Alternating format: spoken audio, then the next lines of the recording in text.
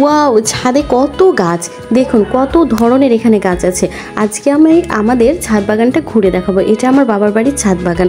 তো এগুলো আমার মায়ের হাতে এবং আমার বোনের হাতে লাগানো গাছ। তারা এগুলো গাছ পরিচর্যা করে এবং প্রতিদিন পানি দেওয়া, তারপরে গাছ কাটা, আবার কোনটার কি হয়েছে ওষুধ মানে ঠিক মতো দেওয়া, স্প্রে করা, বেশ ভালো যত্ন করে। আর তেমনি দেখুন যত্ন করার জন্য কত সুন্দর সবজি ধরেছে।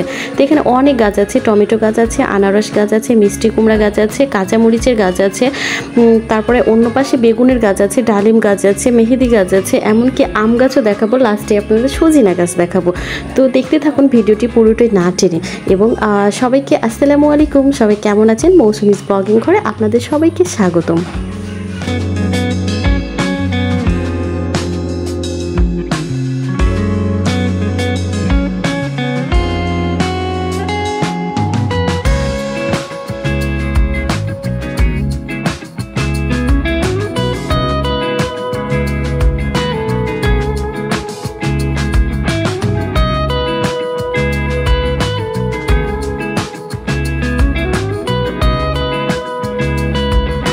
আমার ফেভারিট সবজির মধ্যে টমেটো পড়ে। টমেটো আমার খুবই পছন্দের একটা সবজি বলতে গেলে। আর টমেটো পাকলে কত সুন্দর কালার হয় দেখুন। আর টমেটোটা এত পেকেছিল যে ধরতে হাতে ঝরে পড়ে গেল।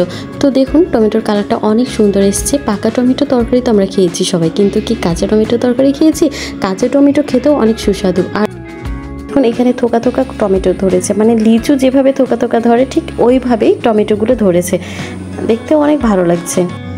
এখানে টমেটোগুলো এত ধরেছিল যে গাছগুলোকে দড়ি দিয়ে টানা দিয়ে এক ডালের সাথে আরেক ডাল বেঁধে রাখা হয়েছে, না হলে গাছগুলো ডালগুলো ঝুলে পড়ে যাচ্ছিল। তো যাই হোক, এবার আপনাদের মিষ্টি কুমড়া গাছটা দেখিয়ে ফেলি।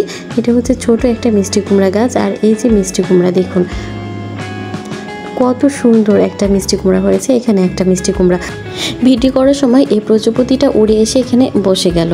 তো আল্লাহ সৃষ্টি অনেক সুন্দর, দেখুন প্রজাপতিটা কি সুন্দর, কি কালার। তো আসলে অনেক ভালো লাগলো। আর প্রজাপতিটারও ছবিটা আমি উঠিয়ে নিলাম।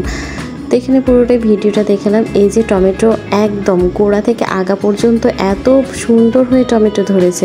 তো আমার বোন টমেটোগুলো উঠাচ্ছিল, আমি ভিডিও করলাম। এবারে দেখুন আনারসের গাছ। তো এখানে প্রথমে আমাদের একটা আনারস গাছ লাগিয়েছিলাম, আর রিং পাটের মাঝখানে আনারসটা গাছ লাগিয়েছিলাম। ওই গাছটা অনেক বড় হয়েছিল আর একটা অনেক বড় আনারস হয়েছিল, কিন্তু কি কারণে যেন আনারসটা পচে নষ্ট হয়ে গেছে। আর এখন মাত্র দুই পাশে আনারস হয়েছে। বাকি গাছগুলো তো ইনশাল্লাহ কিছুদিন পরেই চলে আসবে আনারস। দেখুন কত বড় আর কত সুন্দর আনারস ধরেছে। তো এখানে ড্রাগন গাছ, তো ড্রাগন ফুলও ধরেনি এখন পর্যন্ত, তো দেখা যাক কখন হবে। তো এইবার আপনাদের ডালিম গাছ দেখাবো।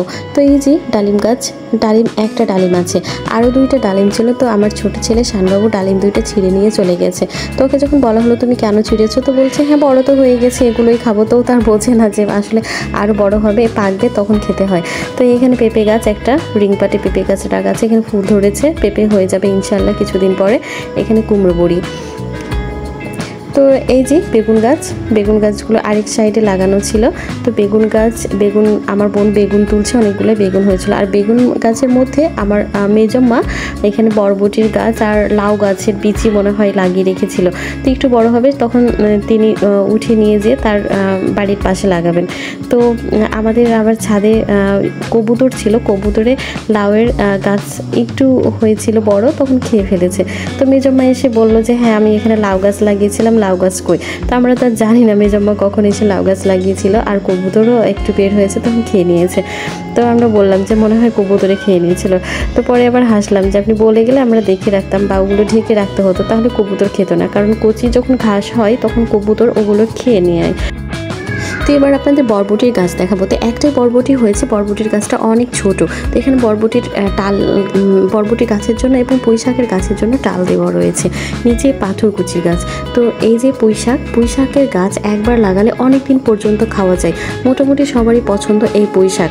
তো পুঁইশাক গাছ মানে যখন কাটা হয় তখন সেখান থেকে ঘন হয় আর অনেকগুলো হয়, এই জন্য অনেক দিন পর্যন্তই খাওয়া যায়। তো এই তো আমাদের আম গাছ। তো আপনারা মনে করবেন না যে আমরা ছাদের উপরে এত বড় আম গাছ লাগিয়েছি। আসলে এটা হচ্ছে বাড়ির পাশের গাছ একটা, তো তার ডালপালাগুলো অর্ধেক ছাদের উপরেই আছে। তাই বলেছিলাম ভিডিওর ফার্স্টে যে আম গাছ দেখাবো। তো এখানে একটা পেয়ারা গাছ আছে, এই যে সজিনা গাছ। তো আমাদের সজিনা গাছে অনেক সজিনা ধরেছে, মানে এগুলো আরামসে ছাদের উপর দাঁড়িয়ে দাঁড়িয়ে পাড়া যায়, এমনকি বসেও পাড়া যায়, মানে গাছগুলো এমনভাবে ছাদের উপরে পড়ে আছে।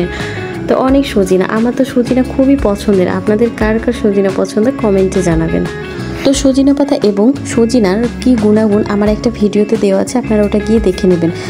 তো এখানে এবার মেহেদি গাছ, তো আমার চাচুর বোন এখানে মেহেদি পাতা উঠাচ্ছে। তো মেহেদি পাতাগুলো অনেক ধরেছিল এবং পাতাগুলো অনেক বড় হয়, রঙও ভালো হয়। তো মেহেদির ডালপালাগুলো এবং গাছ সহ এমনভাবে ছাদে পড়ে আছে, মনে হচ্ছে ছাদের উপরেই মেহেদি গাছটা লাগানো, কিন্তু আসলে না, এটা গলিতে গাছটা লাগানো আর তার ডালপালাগুলো ছাদে এসে পড়ে আছে। তো আজকের মতো এখানে, সবাই ভালো থাকবেন, সুস্থ থাকবেন এবং যারা আমার চ্যানেলটিকে সাবস্ক্রাইব করেননি তারা সাবস্ক্রাইব করে দিবেন। আসসালামু আলাইকুম।